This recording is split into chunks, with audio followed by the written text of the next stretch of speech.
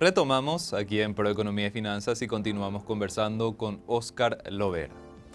Viceministro, en términos de deuda, ¿qué es lo que se prevé para el ejercicio 2024? Está pendiente también este tema que ya había comentado de la deuda con las empresas constructoras y farmacéuticas. Tengo entendido que la idea es prácticamente juntar las obligaciones y hacer una sola emisión que se estaría concretando a inicios del 2024.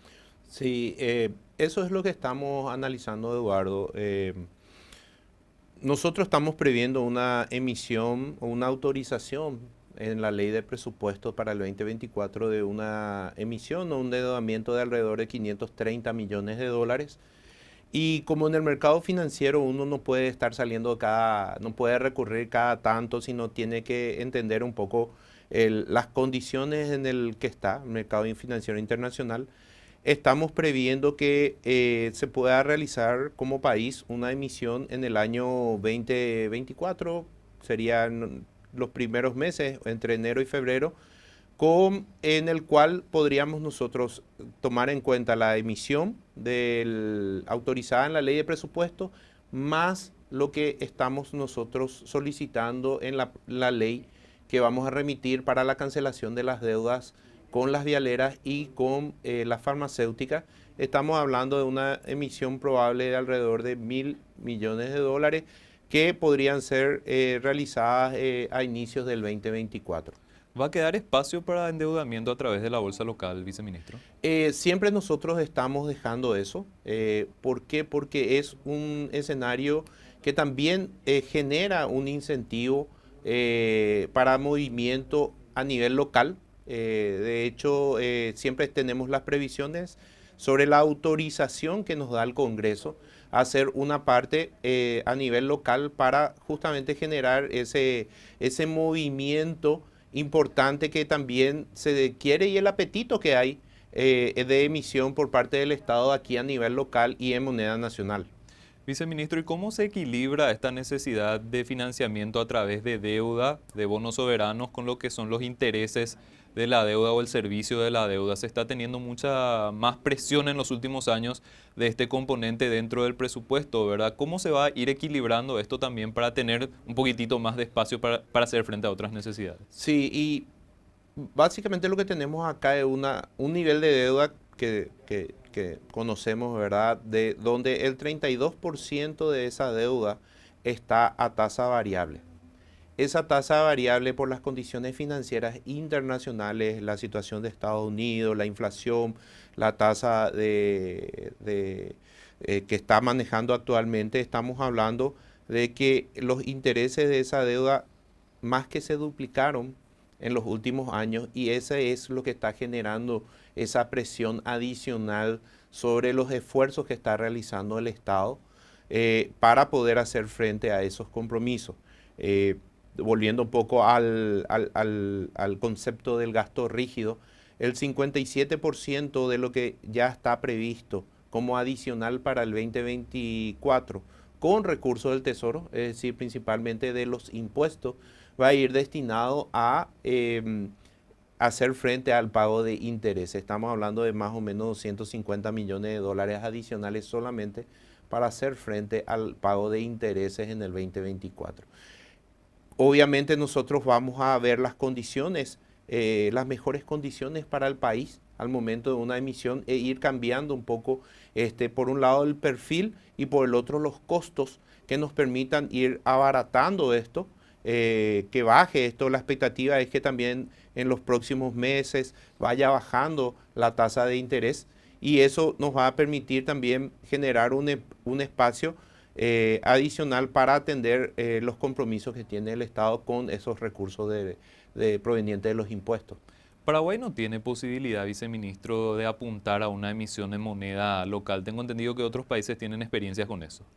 Nosotros tenemos ya una experiencia, hay un apetito, creo que está aprobado. En el primer semestre el Ministerio de Hacienda en ese momento había hecho una emisión en el mercado local, pero que fue adquirida por No residentes. inversores extranjeros de aproximadamente 300.000 millones de guaraníes Fue una operación creo que exitosa y también muestra un camino de que la estabilidad del mercado local, la estabilidad del guaraní, también le rinde o le ven como un negocio desde afuera invertir en nuestra moneda. Entonces siempre hay oportunidades, nosotros vamos a estar analizando esas posibilidades para poder pensar en un futuro, poder realizar una emisión ya en el mercado internacional en moneda local. Viceministro, hoy se tuvo una conferencia de prensa en torno a un tema bastante importante que en cierto modo forma parte de la optimización de los recursos. Se está teniendo mucha mayor presión de utilizar cada vez mejor los recursos del Estado porque ya hay cada vez menos espacio. Se tuvo una experiencia ahora y es prácticamente una lección, entre comillas, que se quiere dar desde el gobierno hacia afuera o hacia adentro del gobierno, pero también para todo lo que es la ciudadanía. ¿Hay una intención del gobierno de ir apretando lo que son los controles anticorrupción e ir encontrando los lugares donde se va filtrando de repente el dinero de mucha gente, ¿verdad? Es así, Eduardo. Lastimosamente tuvimos que hablar hoy de un caso de corrupción que involucró a una persona que forma parte del Ministerio de Economía y Finanzas, que fue involucrado o fue afectado en un proceso de solicitud de pago para liberar unas transferencias a una municipalidad. Y eso es una conducta que no va a ser tolerada y no va a ser apañada por esta administración ni desde el Ministerio de Economía y Finanzas ni desde el gobierno nacional. Vamos a ser implacables con eso, vamos a dar lecciones de que el funcionario público no puede valerse de la información o de los datos a los cuales tienen acceso para generar algún tipo de beneficio privado en detrimento de lo que realmente corresponde a una municipalidad o a un proveedor del Estado, considerando que el Estado tiene que asegurarse que los recursos que destina con un fin específico, cuyo beneficiario final es la ciudadanía, tiene que llegar ahí sin ningún tipo de efecto, sin ningún tipo de trampa, porque no vamos a tolerar este tipo de conducta. La corrupción nos cuesta mucha plata, viceministro. Es así, puede ser esta la situación, puede ser en situaciones donde el proveedor del Estado hoy está vendiendo más caro al Estado que por una cuestión de volumen, debería el Estado ser el comprador, el mejor comprador y al menor precio. Y muchas veces resulta que no es así. Y hay elementos que pueden responder a eso, ¿verdad? Por un lado lo que se está mencionando, por otro también que no hay una previsibilidad por parte del Estado de cuándo el proveedor va a cobrar y eso genera también que el proveedor tenga que asumir costos financieros. Entonces, nosotros lo que vamos a trabajar fuertemente es en dar previsibilidad a todos los actores que intervienen en el proceso de gestión pública, desde la máxima autoridad, desde el ministro, hasta el que libera el cheque, hasta el proveedor y la misma ciudadanía. Para esto los esfuerzos de transparencia son fundamentales. La información tiene que ser lo más pública y transparente posible. Es así, es lo que buscamos, es lo que pretendemos con esta gestión, que sea transparente, que todos los involucrados manejen la información, no sea solamente una cuestión de un sector o de una parte, porque es ahí donde se genera los caldos de cultivo de hechos de corrupción. Entonces nosotros vamos a trabajar en que el proceso de gestión sea lo más transparente posible. Y esto es fundamental también, viceministro, para ir captando inversión, que es uno de los objetivos principales del gobierno. Totalmente es así. Nosotros queremos, por un lado, demostrar que somos un gobierno que está dispuesto a transparentar todo lo que es su gestión y también dar confianza no solo a los inversores, también a la ciudadanía, que confíe en nuestra gestión porque queremos hacer bien las cosas. Viceministro, retomando un poquitito el hilo del PGN, se entra ahora en el circuito del Congreso. El Congreso Nacional tiene que evaluar el proyecto y se tiene que ir viendo qué modificaciones, si es que las hace, se van haciendo sobre el documento que ustedes enviaron. ¿Ustedes están en diálogo con los parlamentarios para ir viendo las cuestiones que puedan ir surgiendo en esta instancia? Es así, nosotros tenemos canal directo ahí con el ministro, con mi equipo, para poder acompañar todas las necesidades o lo que observa el Congreso, para poder acompañar y que esto sea un proceso de coordinación, de diálogo principalmente. A ver, siempre cuando se habla de demandas, de requerimientos, siempre estamos mirando que es aquello que es financiado con los impuestos, principalmente recursos del Tesoro.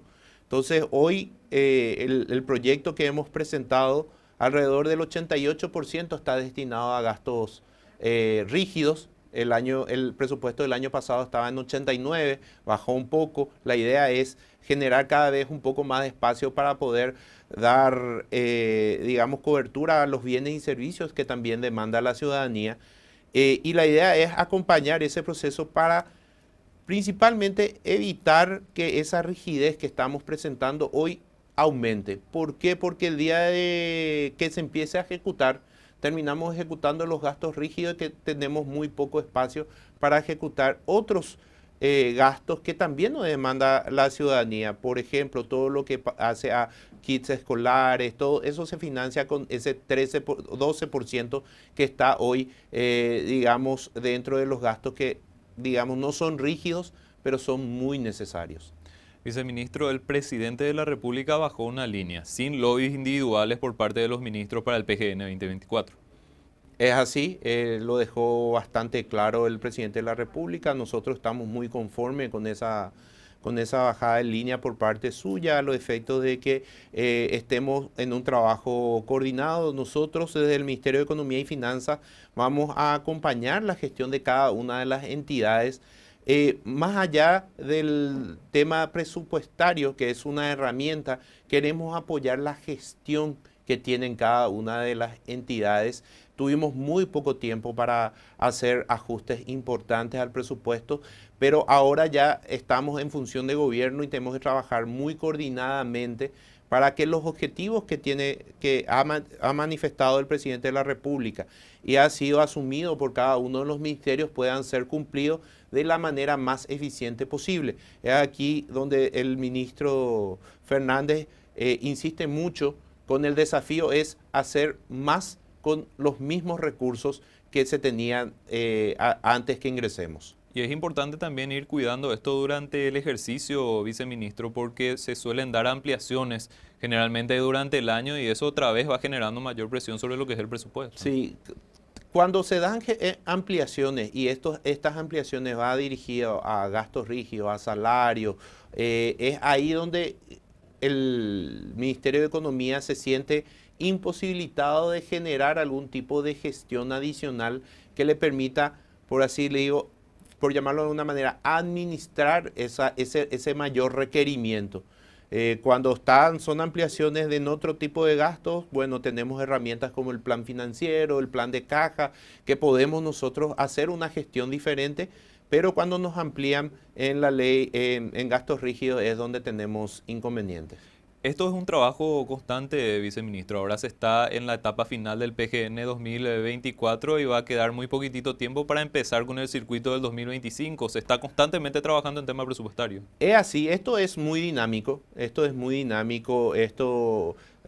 rápidamente es así, ¿verdad? Como estás mencionando. Iniciamos el 2024, empezamos el plan financiero en el mes de febrero. Estamos trabajando la reglamentación, el plan financiero y para abril ya tenemos que emitir los lineamientos para el presupuesto 2025. Como te había mencionado, nuestra idea es trabajar muy de cerca con cada una de las entidades, identificar sus prioridades y ver dentro de sus presupuestos cómo podemos reorientar recursos para que esas prioridades puedan ser cumplidas. Finalmente, viceministro, para entender e interpretar un poquitito mejor, recuerdo que el presidente de la República, Santiago Peña, había dicho de que se estaba haciendo el trabajo de revisar pormenorizadamente la situación en cada una de las instituciones. Él habló literalmente de que en cada cajón que abrían había algún tipo de deuda, ya sea financiera o social, que no se estaba cumpliendo. Ese trabajo es continuo, viceministro, de repente para lo que es la identificación de las cuestiones más urgentes? ¿Ya finalizaron una primera parte? ¿Siguen trabajando con eso? ¿Cómo están haciendo eso? Estamos trabajando en eso, cada una de las máximas autoridades en su institución está haciendo ese relevamiento.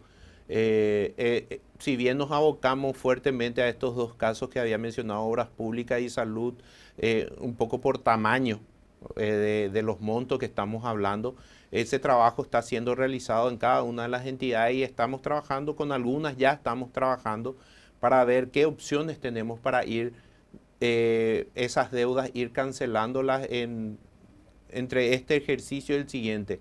La idea es establecer en algunos casos planes de pago, ya que no se puede cancelar, no se tienen los recursos suficientes para hacer la cancelación de una vez, pero estamos trabajando de forma muy cercana con cada una de las entidades.